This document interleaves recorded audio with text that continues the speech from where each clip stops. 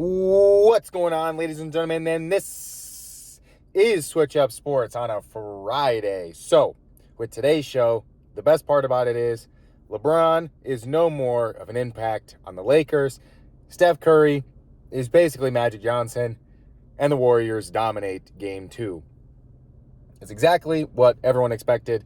It's now 16 straight games where if the team who was at home game 1, so they had home court, if they lost game 1, it is now 16-0 in game 2. Because when you think about it, they're the home team, they have the home court advantage, so they're better than the team.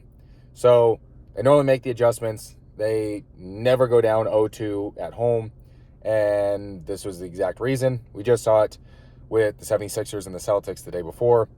The same situation now. I feel the Warriors made good adjustments, but more importantly, LeBron came out and basically in the first half had essentially all of his points.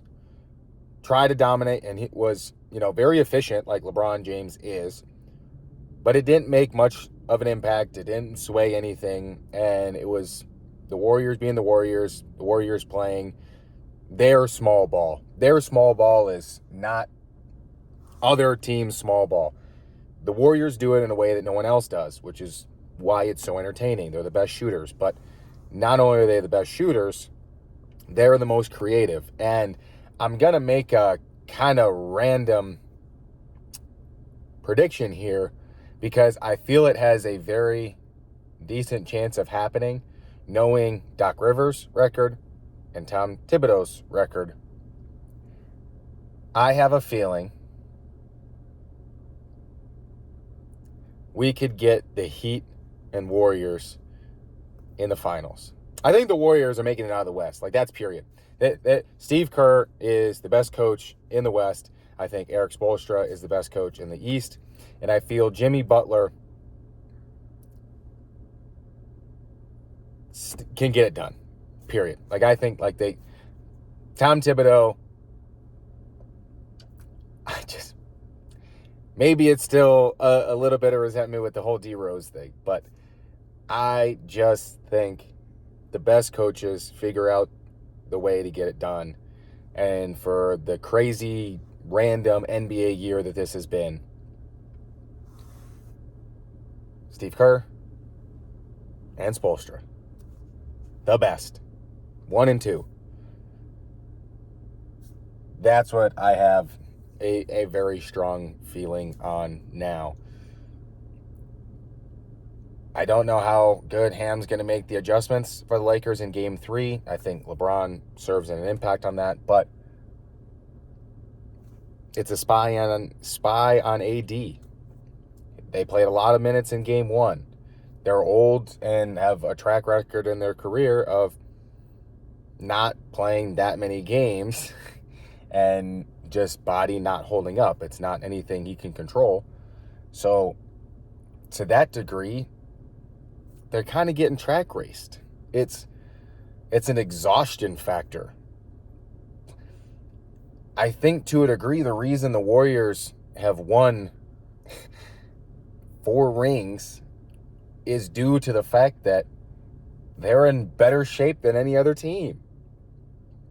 No other team plays the Warriors the way that the Warriors can play because no other team gets in shape and plays that way of basketball. No point guard out there in the league is running around on the court for 40 minutes a night. Now, granted, yes, Steph has his injuries and probably, on a very good season now, plays somewhere in the ballpark between 55 and 65 games on a good year. Fingers crossed, we're good.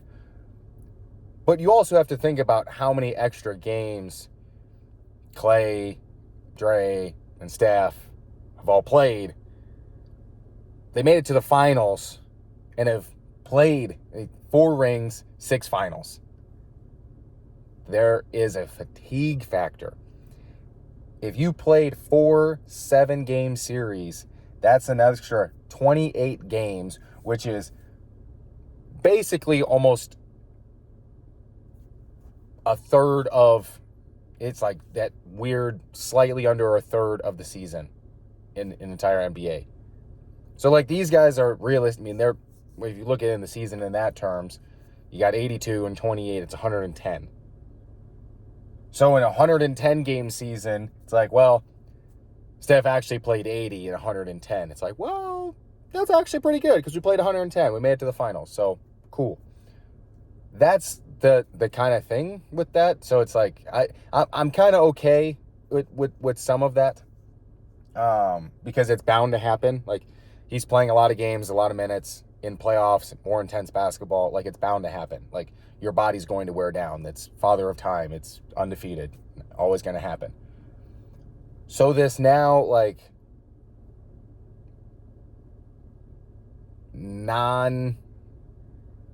fully functioning, fully 100% LeBron, whether or not he's 38, whether or not it's his foot, whether or not it's just at the end of the year, like, whatever it is, LeBron is tired, period. Like, AD doesn't play this many minutes, doesn't play this many games, has been on a full go intensity, all-star type mentality since the all-star break.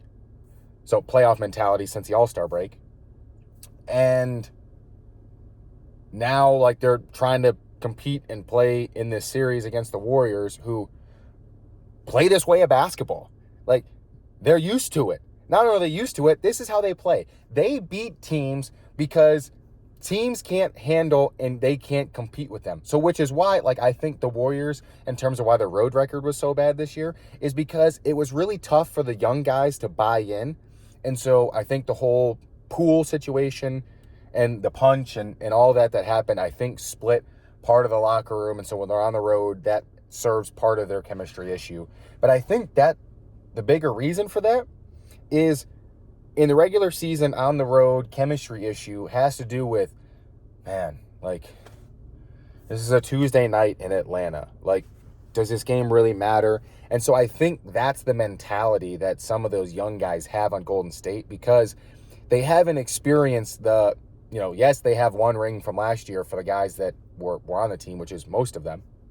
So it's like they got a little bit of taste of the success, but it's not the repeated success, which is like, hey guys, remember, it's rinse and repeat. That's all it is with the Warriors. The Warriors have played a style of basketball that is this style of the NBA, but nobody wants to commit to playing this style like the Warriors have.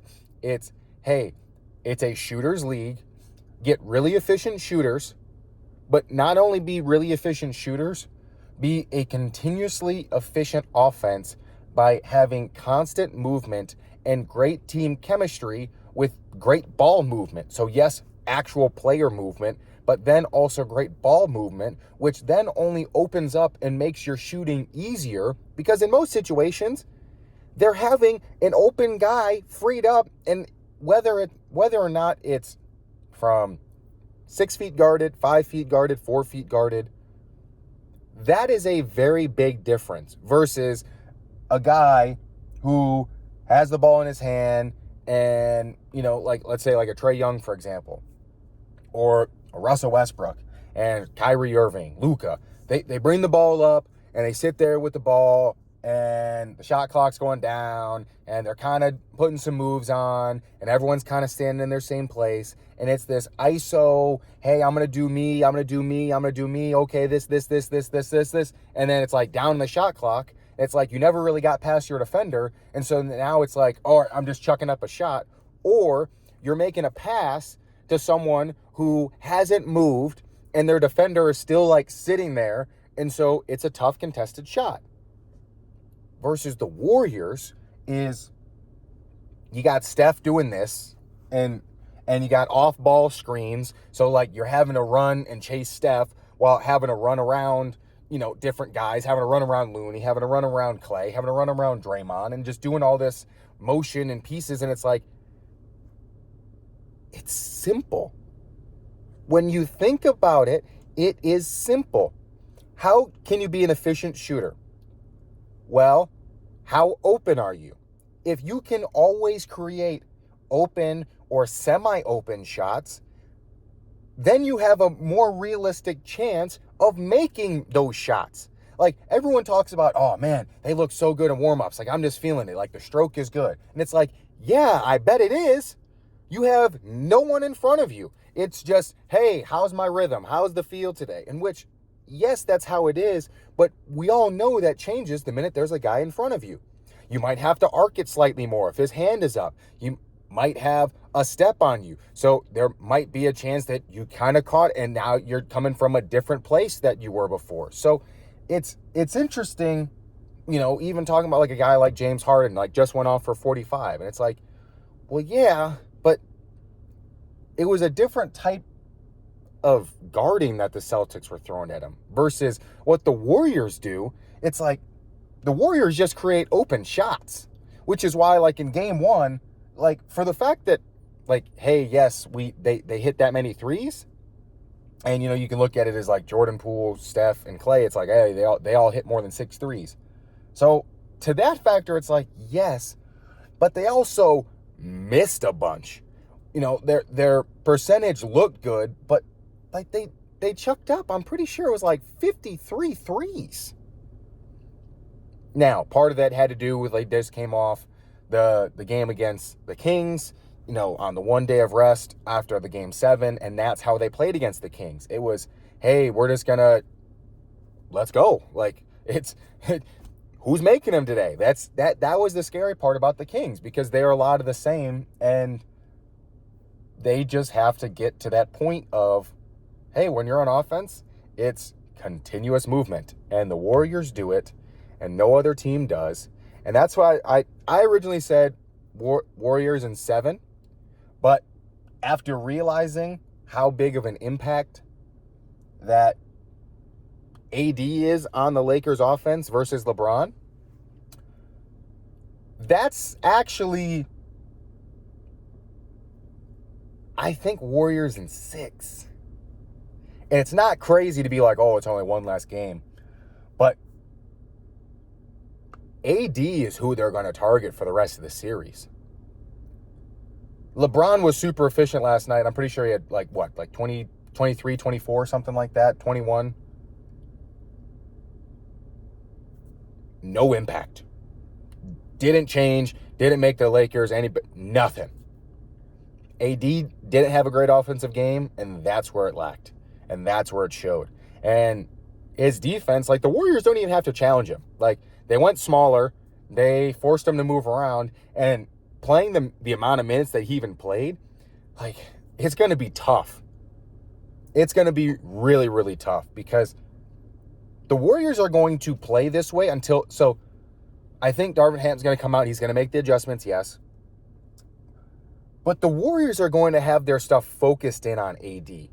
And I don't think LeBron is going to come out and give the Warriors a 50 piece or anything like that, because when LeBron scores, is the leading scorer for the Lakers, they're, I want to say, 2-2 in the last games that he's had. I think more than 29. And the two games that they won were against Utah without their 2 best players. But then in game 2 in Memphis is when he had his best game, and that was the game that they lost without Ja playing for the Grizzlies. So LeBron's not the impact that he used to be. He's still a great player. He is right now the best 2 in the league. He is a 1 in most places. This is supposed to be AD's team. But AD plays like a 2 a lot of the time. And they're both phenomenal players. But I think the reason that's going to come down to the fact that the Warriors are going to win this series is based purely on the fact that they both can't keep up the pace for 6 games with the Warriors. The Warriors do this. The Warriors, this is what they do. They've done this for 10 years. They absolutely just go, all right, we're fine. We're going to keep getting looks. We're the best shooters. We're going to keep getting open looks. So the minute that all of our open looks start falling, like, we know that they're going to fall because they're open. Like, that's the one thing for me. Oh, man, the Warriors, their shooting percentage, like, oh, like they shot so well. It's like, Yes, because they give themselves open looks. If you're giving yourself an open look, you have a higher probability of making it than if you're shooting a contested three. The Warriors, yes, shoot contested threes, but it's not often. So the fact that like when they have like an NBA average 3-point shooting night, like they look terrible because that means that they're just missing a bunch of threes. I think now Warriors in 6, they're coming out. The Warriors are the better conditioned team. They've done it for longer.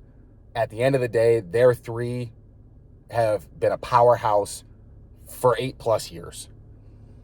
That's the difference in this versus anything else. No one wants to give the respect to the fact that those 3 guys have 4 rings. Looney has been a part of that at 2 different times. So it's now you essentially have 4 guys that have played together for a long time. Yes, there's some type of atrophy within themselves. Yes, they're not the same as what they once were, but they are still very, very, very, very good. And it's essentially kind of more similar to what the Patriots did for a really long time because of the fact that when you run the most efficient system and you have everybody plugged in just right in that system and everyone fits just right and just smooth, that is why it works so well. Part of the issue is Jordan Poole, I think, is a part of a crutch in that system, and I think it's given him a little bit of a knock. And I think that's why sometimes when he starts having a night and he starts kind of going off, sometimes it makes other people hold their breath because I think he's not as important of a piece right now this season as it is with the main 3 that it's been for a really, really long time. They have 4 rings together, and yet people look at him and go, I know they're winning games, but I don't want to see what my eyes are telling me. And it's like, they won 4 rings together, and they're now beating people in the playoffs the same way that they've always done before. Call me crazy, but Warriors in 6. Talk to you guys tomorrow.